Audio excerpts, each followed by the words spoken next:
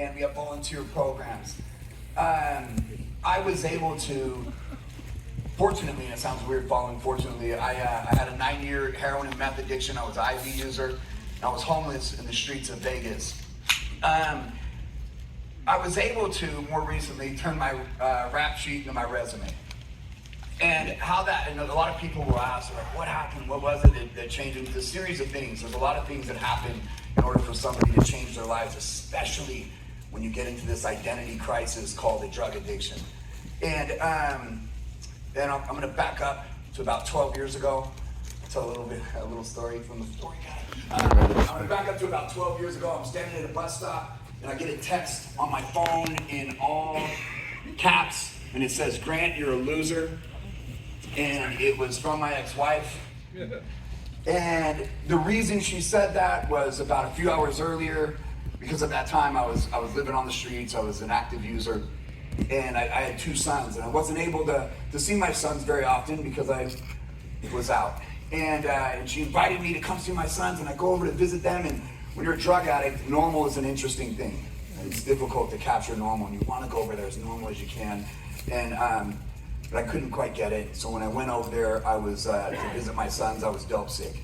If anybody knows anything about dope sick, if you ever engaged with an opioid addict, dope sick is probably the worst pain to that individual that they'll ever experience. And my sons noticed it. I was starting to get a cold sweat. I was uncomfortable, uneasy. And my 8-year-old asked me, he was like, Dad, are you okay? And I told him, I'm not doing really well. Can you get me some money? And my son went upstairs, grabbed $60 out of his mom's purse, and brought it down. The thing is, right, your kids will do whatever to get you well, right? He didn't look at it like he's co-conspiring with me to steal from his mom. He looked at it like he's helping his dad. So I took that money, hugged my kids. I was like, all right, guys, Dad's got to go. And I left the house. I was calling a dealer, got to the bus stop. By the time I got to the bus stop, I get the text. And I made a mistake. Well, back then it was a mistake, but right now it totally makes sense. I made a mistake of Googling the word loser. So I was going to come back with some real witty stuff. Like, yeah, well, technically loser is, and the textbook definition of loser said in the act of losing. And I looked at my feet, and when you're homeless, you don't go try shoes on. You don't purchase shoes, you just acquire some shoes. And if they're too big, you double or triple up on socks, and if they're too small, you cut the backs out. My Nikes had the backs cut out, and I was carrying everything I owned in a backpack, and it occurred to me right then that she was right. It was a textbook definition of a loser. And they say it's hard to see the picture when you're in the frame, and it was moments like this that knocked me out of the frame and made me realize how bad my life had got. Did I get clean that day? No. I got high. But it took a while after that I ended up getting locked up. I ended up doing some time. We'll get into that a little later. I'll go from there. But actually, it was getting locked up that saved my life. It was recovery that saved my life, being nudged into a recovery program. And ever since I got out of there in February 5th, 2015, I just dedicated my life to working with the homeless and addicted population, and here we are. Woo! Thank you, Grant. Chair Smith, I think the crowd knows who you are. Let's jump right into, let's talk about Clackamas County and what makes us unique and how we're starting to address some of these issues, and I'll jump in after you. Thank you, Commissioner West. Clackamas County, like Commissioner West said, is enjoying a supermajority of Republicans elected countywide while we share a border with Portland, Oregon. I think that's significant. So please continue to support your Clackamas County in this fight against Portland. As chair, I have a unique role that probably no Republican in the state has, in that I join on a weekly basis in a meeting with the chairs of the other 2 counties of Washington and Multnomah County.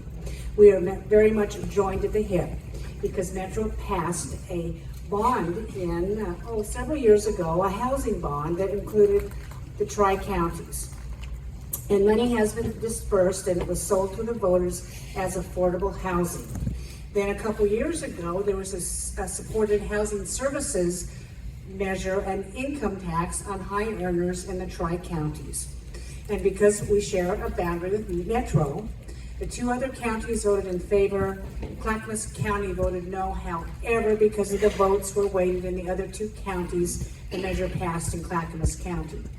So our citizens inside the metro boundary have been taxed and to pay for homeless. So as I negotiate and bargain and talk to my other counties saying Clackamas County really is different than you, and I start almost every morning, remember Clackamas County voted no on this, but it doesn't matter.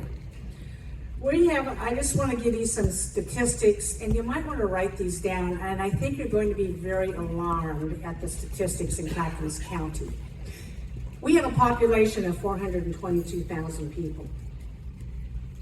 And these are from my tax assessor and a 2017 Echo Northwest study. 142,000 dwelling units, which includes houses, triplex, duplexes, and mobile homes. You add apartments onto that of 165,000. The number of total living units in Clackamas County is 305,650 units for a population of 422,000, of which probably at least 100,000 are children living with their parents. The county owns and subsidizes almost 73 low-income type shelters that include rent assistance, hotel motel rooms, and low-income housing. Clackamas County does own a lot of low-income housing. And we are continuing to house people in the hotel motel program if they are in a crisis situation. And some people got really upset. I voted no on Project Turnkey. Well, the reason why I voted no on Project Turnkey is because it was becoming very apparent to me that despite our efforts and despite our directions to staff, that this needs to be very different than the Portland model. We need to have people to come in for treatment of their addictions, to treat these people, to work on mental health problems. The program was not in place.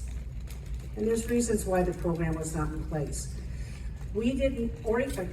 Clackamas County residents do not want the Portland model in their district, and many people who lived in this area protested and said no. So the Board of Clackamas County Commissioners listened to their citizens, unlike what's happening in Portland. Yes. So as we move forward, I have a lot of stories about my association and discussions with the governor on this, trying to tell her, look, we need treatment centers to deal with the causation of homelessness.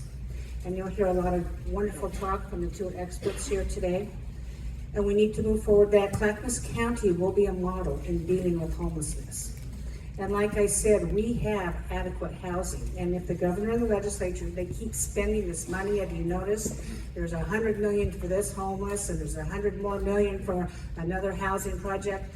Well, they need to expand the urban growth boundaries. They need to give us more land that we already own so we can build out and provide low-income housing, because the reason why housing is so expensive is because we're confined inside an urban growth boundary, which creates an artificial a supply and demand problem. And anybody who's ever tried to buy a house can see that. So these are some problems we're addressing going forward, and I'm going to stop right there, and you can continue. Thank you, Chair. I'm going to address a couple things that we did. So it was a very dramatic first month for me as a county commissioner. We know the story of Project Turnkey. We won't totally rehash that, but Project Turnkey rightfully and correctly dies in Clackamas County. And the media and the progressive left were losing their minds as if we didn't buy one hotel, we would never solve this problem, and I hadn't even been there a month. And what I'm proud of in Clackamas County is we took a pause and we begin to not just look to creative new ideas that haven't been tried because we get to govern, because we won the election, but we wanted to assert our worldview.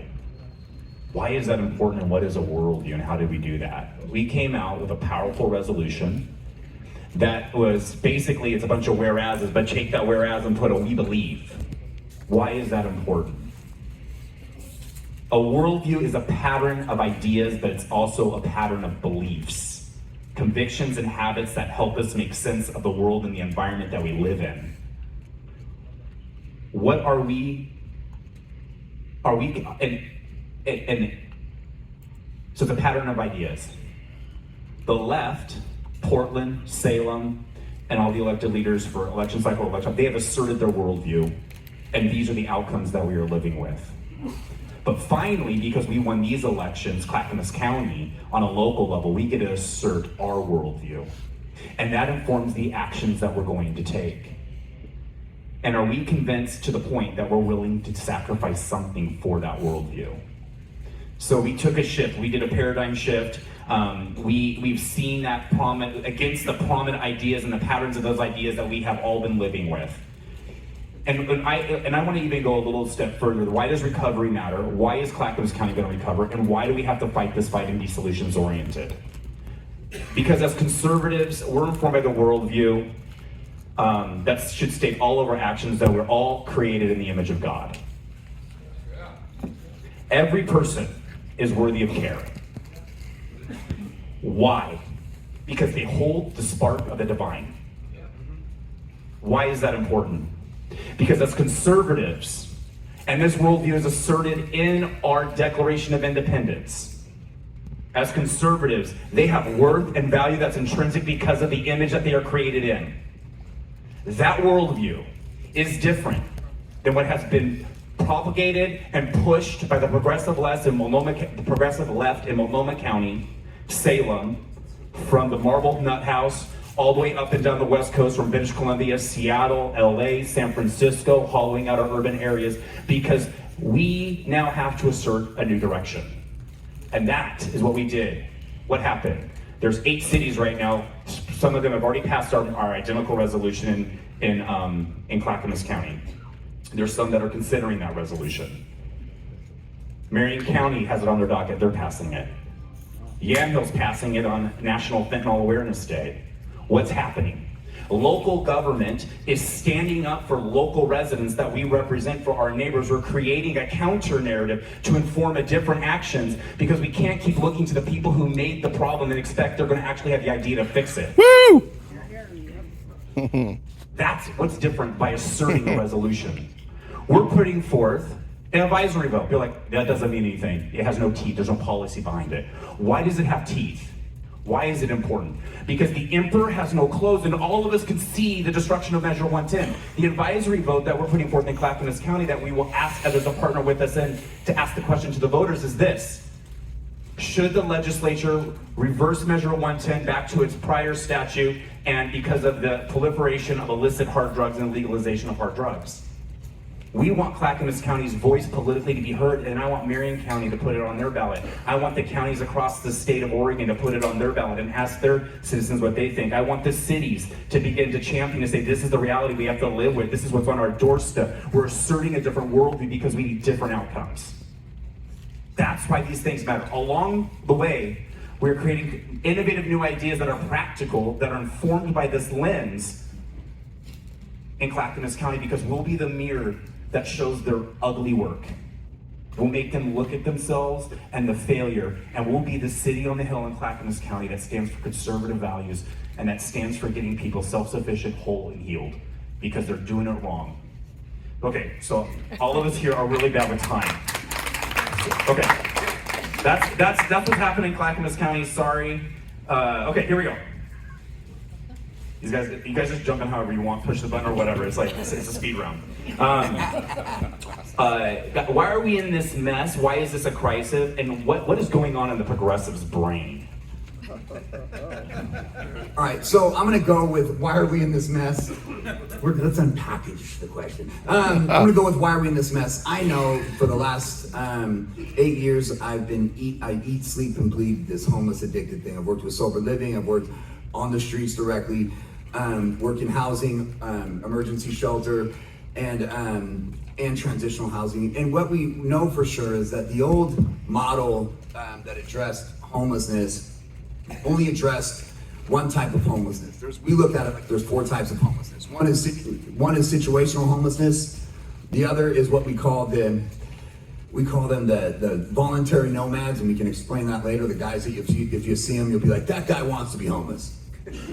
Kind of. It's just all he knows, right? So most people that are on the streets would rather be successfully homeless than stuck at being housed. If all you know is how to be good at being homeless, then that's it. So it takes a little bit more, it takes some direction, and that's a huger portion of the population. And then you have the separatists, we call them, and then you have the voluntary nomads. Then you have the severely mentally ill. And all this is addressed through different ways. So you look at it like the model that we have now addresses homelessness through situational model, when our homeless problem now isn't situational, it's behavioral. It's drug addiction and it's mental illness, and it's a chicken or the egg thing. Either you have a mental illness and you're self-medicating with drugs, or you've created a mental illness from using so many drugs. So I think that's why we're where we're at.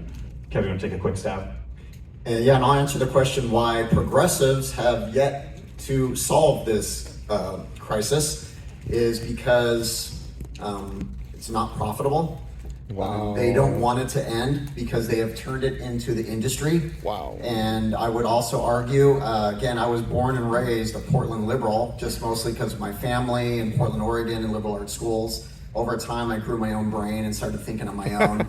And really, what I noticed, and again, why I am a threat to them is because I was one of them for 20 years. I sat with them, I ran programs, I know how they thought. And I usually start by saying I was part of the problem because I didn't either know better or I didn't change soon enough.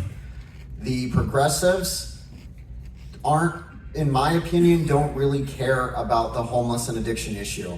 They have another agenda. For them, this is a revolution. They are using the homeless mostly as pawns because this revolution, they believe the root cause of all problems in the world, homelessness, addiction, and basically everything else, is capitalism.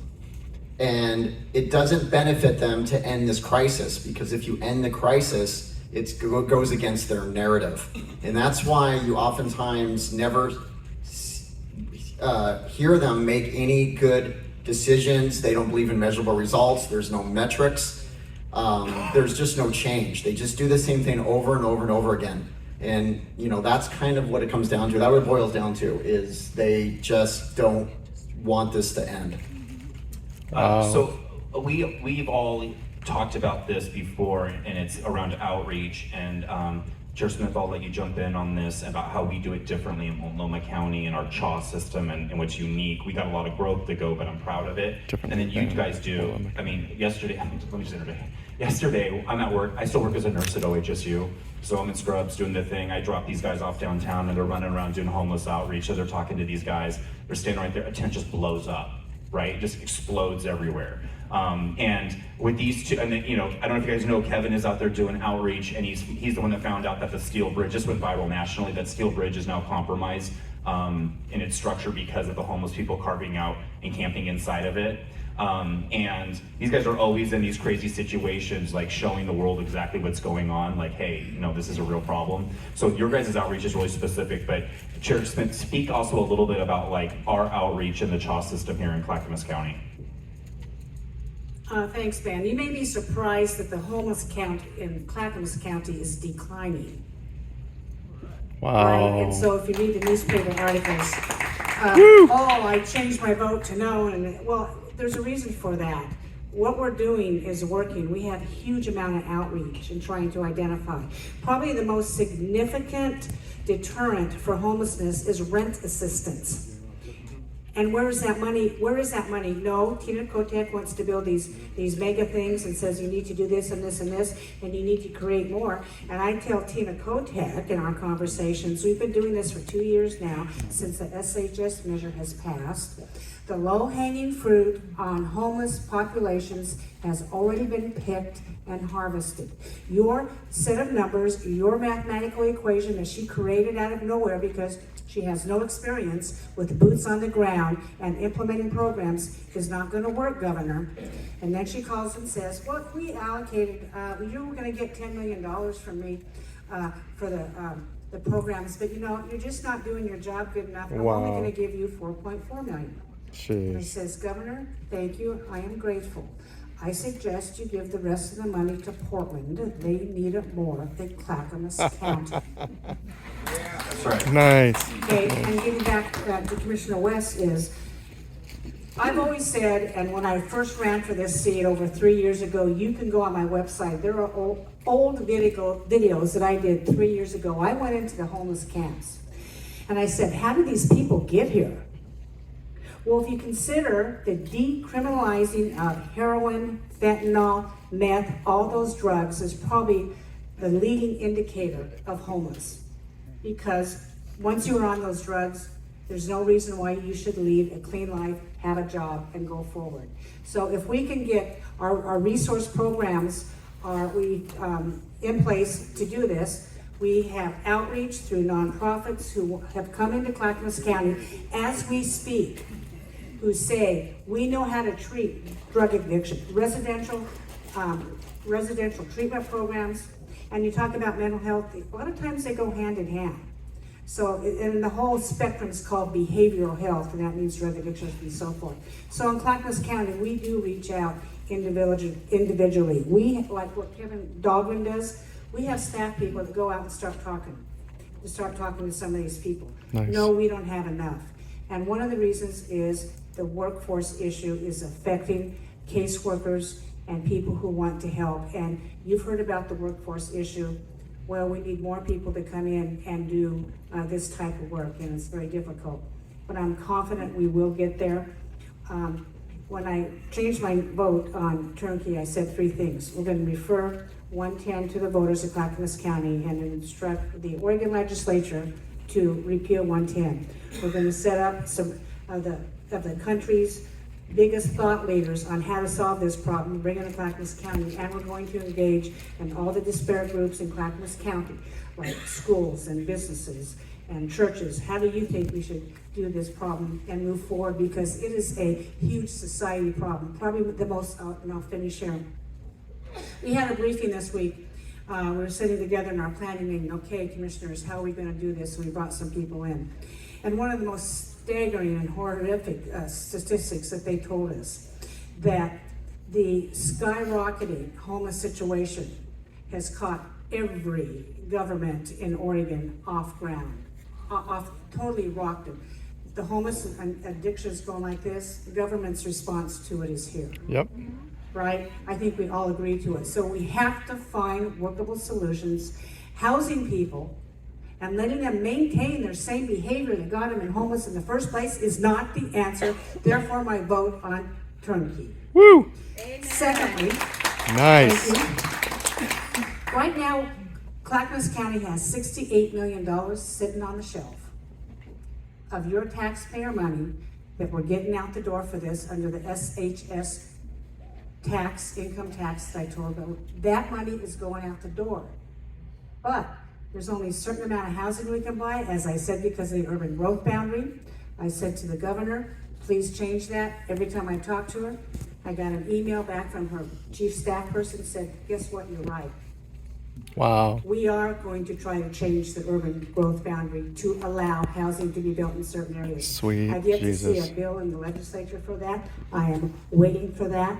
But the 4.4 million that we got for Clackamas County will go to the rural areas, not into the areas where we have an overabundance of money, in my opinion. Thank you. Briefly, your guys' outreach is it's nationally known and it's inspiring. Tell us a little bit of some of it's funny and entertaining, but it's the reality. Kevin, jump in and talk about why outreach is important and how you finally, without having the government's taken our tools away to measure 110, but how you guys have found a way, especially in Gresham, to really change the whole entire landscape. Thank you for asking that question. This is extremely important, and thanks for Tootie for acknowledging the importance of outreach, because that's where it starts. Woo! The very first step to ending this crisis, not 8, 9, 10 steps away talking about the affordable housing issue, the very first step is actually going outdoors and engaging with the homeless, building that trust, bringing back hope, spending time with them, understanding their situation. That is what it's going to take. I want to share with you statistic. I have interviewed hundreds of Multnomah County homeless over the last couple years, asked them the same 5 or 6 questions every single time. The first question I ask is, when was the last time a homeless outreach worker approached you and offered help?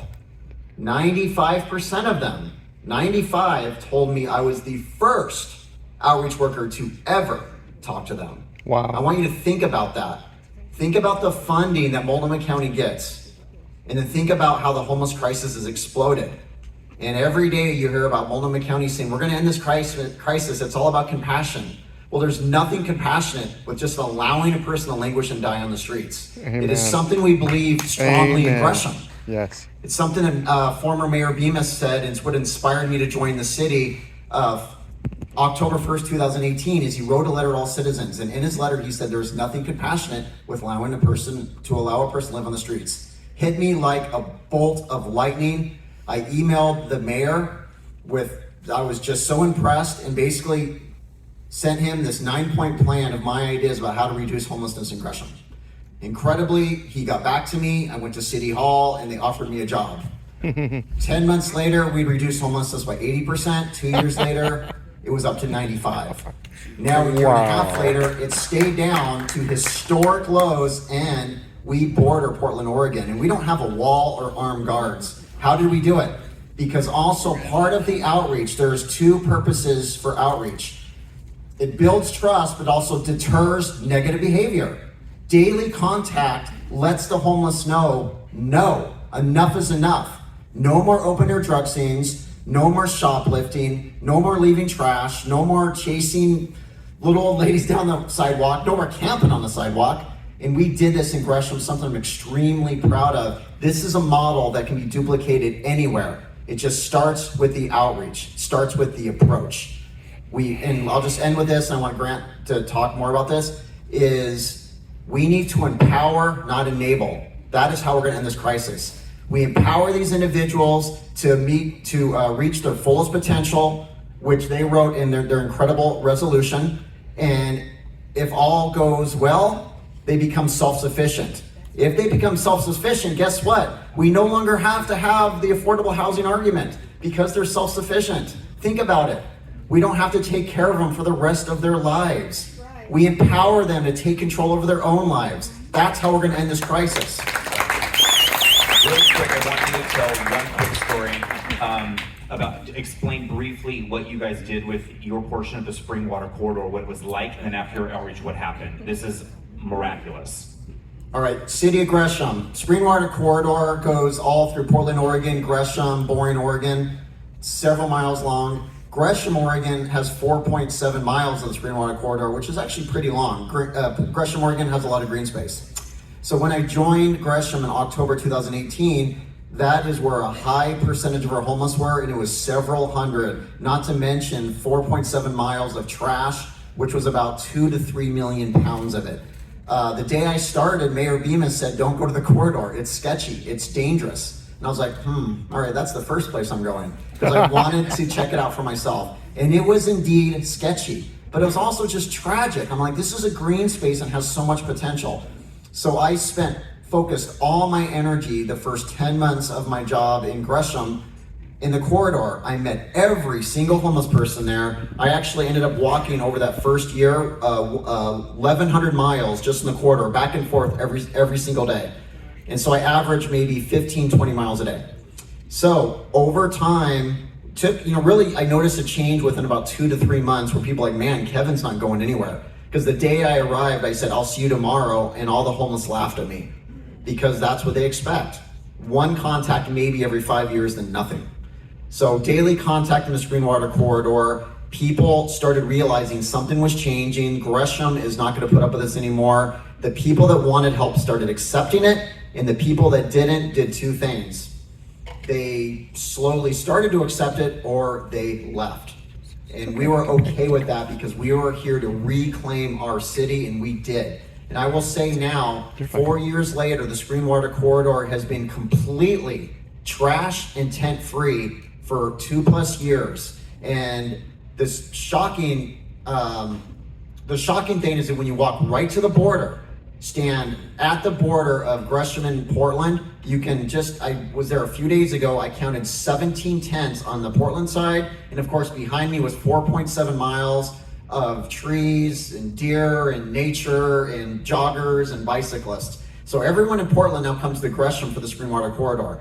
And I don't want to say I did this single-handedly, but let me just say I was out there by myself for 2 years.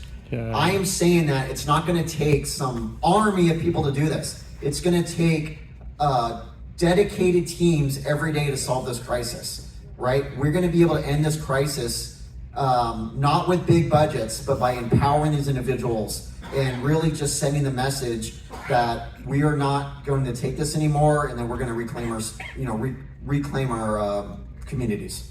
Thank you, thank you. Grant, let's talk about your outreach a little bit and your experience. When I started doing outreach, I was working with other outreach providers, and the interesting thing was they have different. I think it was their approach. Right? It was a different approach. They would either walk up and hand out cards and be like, "Hey, call me at 3 on Tuesday." What's today? But, some of us don't have watches. We don't know what today. And there was this. And if they didn't call, they're like, "Well, I tried." And they would number their outreach by how many cards they handed out or flyers they handed out. And then around the time you had folks that would go, there were housing vouchers that were available, and these guys were going into people's tents and pulling them out and putting them in housing, which is a terrible plan, because right after that you got about 3 months of somebody that can't live in a house to either be evicted or to just be evicted. And I noticed throughout the course of doing this that when you're working with folks on the streets, you're in their world, right? And there's 3 things that need to adjust before they can succeed in ours. It's an individual adjustment, a cultural adjustment, and a social adjustment. That takes a lot of work, and I can look in a guy's tent and tell you what his apartment's gonna look like. Wow. This happened a lot where I would walk and be like, this guy would not be a good candidate. And also, it was about we were working, we were like, well, and 2 things happen when you work with folks on the streets. Make no mistake about it, that in order to survive on the streets, you have to be a little bit of a hustler. Would you agree? If I have a $150 a day habit, I don't have any source of income, I might have to manipulate some things, and I might have to maybe break the law, and I might have to end up on the other end of the law, and that's just what it is. I'm not a bad person, I'm just a very good survivor. Right? And so we set up these scenarios where we're taking people from that have life skills that see to it that they succeed in this social bubble, but will see to it that they also see to it that they fail in this social bubble. And so I knew that we had to take a different approach. You don't want to get somebody to succeed and fail, and finally it just makes more sense to stay right where they're at. So we developed a workforce program where we would go through the camps, and I would ask folks, like, "Hey guys, you want to make some money today?" And of course, folks, yeah, they want to make, and they would come with me, and we would go clean up the river for 4 hours a day. I'd give them a gift card at the end of the day. Clean up the river 4 hours a day, give them a gift card at the end of the day. And the other half of that day was doing outreach, getting to know folks, building rapport.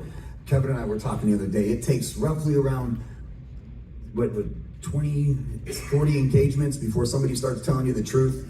Because it makes sense to be guarded. We have to understand their culture a little more. So it makes sense that you're out there working with folks and working and getting to know them and building rapport.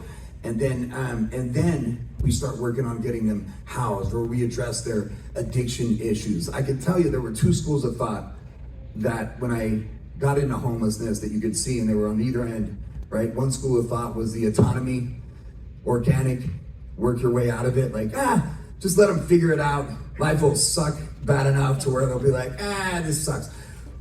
Not true, because I can tell you when I was on the streets about 12 years ago, if the best ideas that I could come up with at that time got me homeless and addicted. I shouldn't be left to my own. And then the other side was the bootstraps approach. Stop doing drugs and go to work. Well, that's a little difficult too, because know this, that when my housing, my relationships, everything in my life is inconsistent, the only thing that's consistent in my life is drugs or alcohol. Every time I drink, I get sober, and every time I shoot up, I get high, or every time I smoke, I get high. The idea is that you create a program that is more consistent than dope. And And that's you, not it's us, right? Showing up, doing the work, building a relationship, carrying a narrative. There's an idea out there, and the thing is, they're getting mixed messages, right? I'd be out in the camps. There's a camp of about 350 that I worked in, where I would watch the advocates come out, and they would hand out all of the things. They'd set up a banquet table, and they'd lay out all the stuff, and they'd say, take whatever you want. Well, that's interesting. You can go to any neighborhood, put an empty box up there and put free on it, and people would take 4 of them. You put a rattlesnake in the box and they take it. It doesn't matter. It's free. Give it to me. And on the streets, everything is currency. So if you tell me to take however many jackets I need, I'm going to take 1. I only need 1. But I'm going to take 7 because it's currency on the streets. We have to start paying attention to what's really going down on the streets. And so the idea is that we stop carrying a narrative that's going to deflate psychological drive. If I'm hungry, that's the greatest drive I could have, because I'm gonna go get some food. But if you bring it to me, why the heck would I go anywhere? And it's the same gig. Wow. No, yeah. Oh, yeah. I have to cut people off sometimes. Anyways, this is the end. Well, the gig is that we work with our folks. We get to know our folks. One way of identifying who's going to work with you is you offer them a job and you go to work with them, and then you move into the next phase. And like Kevin was talking about, I believe you were talking, that there needs to be an ecosystem of tiered mobility. You can't. I'm not going to get to this roof on a ladder that has 2 rungs. Gotta have rungs, and it's got to be built to different capabilities. And you can't expect a baby to fall or learn how to walk without falling down every once in a while. So there has to be a system that catches. Does that make sense? Yeah. Thank you. Oh, yeah. Thank you. I want to come back to. Oh no, I want to interject on something you just said. That Chair Smith has a comment. Go ahead. There we have to push the button. These gentlemen are experts over here in what they do. And everybody has a definition of homelessness. I think that's pretty safe to say. But what we don't see on homelessness, I'm gonna give you an example. I got an email last fall from a lady who lived in a 5-acre parcel in rural Clackamas County, and her sister's husband had died, and they lost their home. So this sister says, come live on my property. Either she had an RV or the sister owned the RV, I'm not sure. You can park your RV on my property. She had 2 kids. They lost the family home. She had no income. Just stay here, okay? Magnanimous offer. And they reported her because that was an illegal use of an RV in unincorporated Clackamas County. She called my office. I says, okay, I'll go fix it. I went down to my zoning department, says, hey guys, this is just wrong. And then researched, well, it's not our ordinance, it's a state land use law. My point is this: government is aiding in homelessness by the creation of horrid land use laws, false urban growth boundaries. I says, okay, I've had it. Thank you, Julie Parrish, who works for Senator Hayden, dropped a bill for me in the Senate that allows somebody to park 1 RV on their property at their choice if they want to. It can be a relative.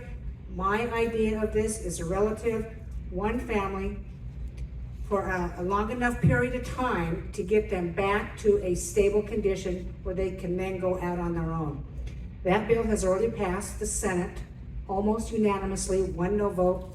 It is now in the House of Representatives to be passed. If there's any legislators in here, it is Senate Bill 1013, and I made sure it was not a mandate on counties. It is permissive, and if counties want to adopt it, they can or they cannot. In Clackamas County, it's very important because we have 1.3 million acres.